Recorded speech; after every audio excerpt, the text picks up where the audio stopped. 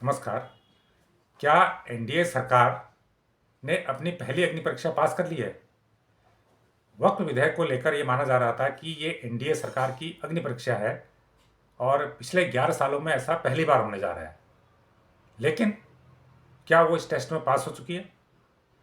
देखिए, जिस प्रकार से लोकसभा में एनडीए के दल एकजुट नजर आए बिल पे और बहुत आसानी से उन्हें मेजोरिटी हासिल कर ली, तो उससे तो लगता है कि एनडीए ने अपनी पहली परीक्षा पास कर ली है और कम से कम अगले 4 साल के लिए एनडीए संख्या बल को लेकर निश्चित है। कोई संख्या बल को लेकर आगे उसे कोई खतरा पैदा होने वाला नहीं है, ऐसा संकेत वक्फ बोर्ड विधेयक पर बनी एकजुटता ने दिखा दिया है।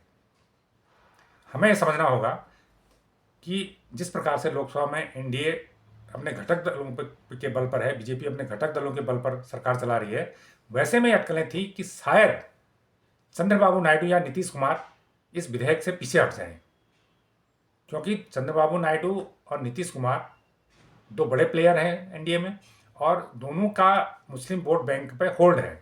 नीतीश कुमार का बिहार में है और चंद्रबाबू नायडू का आंध्र प्रदेश में है। और सबसे बड़ी बात है, बिहार को लेकर ज़्यादा चिंताएं थी क्योंकि बिहार में 4-5 महीने बाद चुनाव होने हैं। आंध्र प्रदेश में भी चुनाव होने में 4 साल से भी ज़्यादा का समय है, तो इसलिए उतनी चिंता आंध्र प्रदेश की तरफ से नहीं थी, क्योंकि 4 साल बाद कौन याद रखता है कि चंद्रबाबू नायडू ने वक्फ बिल पर समर्थन किया था या नहीं किया था। लेकिन बिहार में मामला अभी ताज़ा है।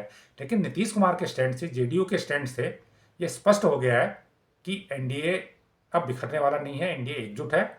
और जो पहली बार ऐसी नौबत आई थी सरकार के सामने कि कभी उसे अपने सहयोगी दलों के सामने झुकना पड़े, लेकिन और सहयोगी दल शायद कन्नी काट जाएं, लेकिन ऐसा नहीं हुआ।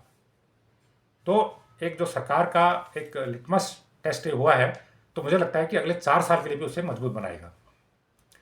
और छोटे घटक दल भी हैं, जैसे रामविलास पासवान की लोक जनशक्ति पार्टी है, उसके भी मुस्लिम वोट बैंक हैं। 2 सीट वाली आरएलडी है, वेस्ट यूपी की पार्टी है, तो मुस्लिम वर्ग के वोटर उसके पास भी आते हैं, उसके भी वोटर हैं। तो इन 4 पार्टियों को लेकर, 2 बड़ी पार्टियां हैं इसमें, 2 अपेक्षाकृत छोटी पार्टियां हैं, इनको लेके जो सुबह संदेह था, तो वो मुझे लगता है कि अब खत्म हो गया है। और ये इसको आप मोदी और शाह की जोड़ी कहिए कि कैसे उनकी जो रणनीति है, चाहे वो सरकार के भीतर हो चाहे वो सरकार के बाहर हो, वो अपना जो रणनीति बनाते हैं, जो राजनीतिक जो सूझबूझ दिखाते हैं, वो हमेशा परफेक्ट काम आती है। क्योंकि नीतीश कुमार ने कई किंतु परंतु इस बिल पे की थी। चंद्रबाबू नायडू ने अपने इफ्तार पार्टी में कहा था कि भाई हम मुस्लिमों के हितों की रक्षा करेंगे। हालांकि ये कहा जा रहा है कि कई मांगें उनकी थी जो इस बिल में शामिल कर ली गई। जैसे नीतीश कुमार चाहते थे कि जो विधेयक को बैकडेट से लागू नहीं किया जाए, जो राज्यों के पास इसमें अधिकार रहें, और कोई पुरानी जो मंदिर या पुरानी या कोई मस्जिद बनी है कहीं पर किसी ज़मीन पे, तो जब तक उसमें फाइनल डिसीजन नहीं आता तब तक उसे तोड़ा न जाए। इस तरह की उनकी मांगें थी। तो उन मांगों को शामिल कर लिया गया, इसमें इस विधेयक में शामिल कर लिया गया और उन चिंताओं को शामिल कर लिया गया। इस प्रकार की कुछ चिंताएं चंद्रबाबू नायडू की थी, वो भी इनकॉर्पोरेट कर ली गई। तो ऐसे में ये स्पष्ट है कि इस विधेयक के पारित होने के बाद आने वाले समय में एनडीए के हाथ, मुझे लगता है कि और भी खुल जाएंगे।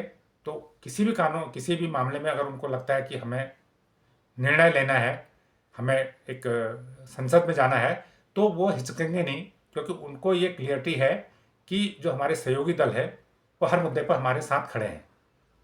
तो ये विधेयक, जहाँ पर तो दावे किए जा रहे हैं कि मुस्लिम समुदाय को फायदा पहुंचाएगा आने वाले समय में, इसके प्रावधान, वक्फ संपत्तियों का बेहतर प्रबंधन होगा, वहीं पर इसने एनडीए की एकजुटता पर भी मुहर लगा दी है। तो ये एक एनडीए सरकार के लिए पॉलिटिकल माइलेज भी है, बीजेपी के लिए पॉलिटिकल माइलेज भी है, क्योंकि ये माना जा रहा था कि उसके घटक शायद उसे छिटक जाए, शायद नाराज हो जाए, लेकिन सरकार ने जो सूझबूझ दिखाई है इस पर, उससे उसने दोनों काम कर लिए हैं, विधेयक भी पारित कर लिया और अपने घटकों को भी एकजुट रखा है। तो ये जानकारी या विश्लेषण आपको कैसा लगा, हमें कमेंट करके जरूर बताएं। जो लोग इसको पहली बार देख रहे हैं वो इसे लाइक करें, सब्सक्राइब करें और शेयर भी करें। धन्यवाद।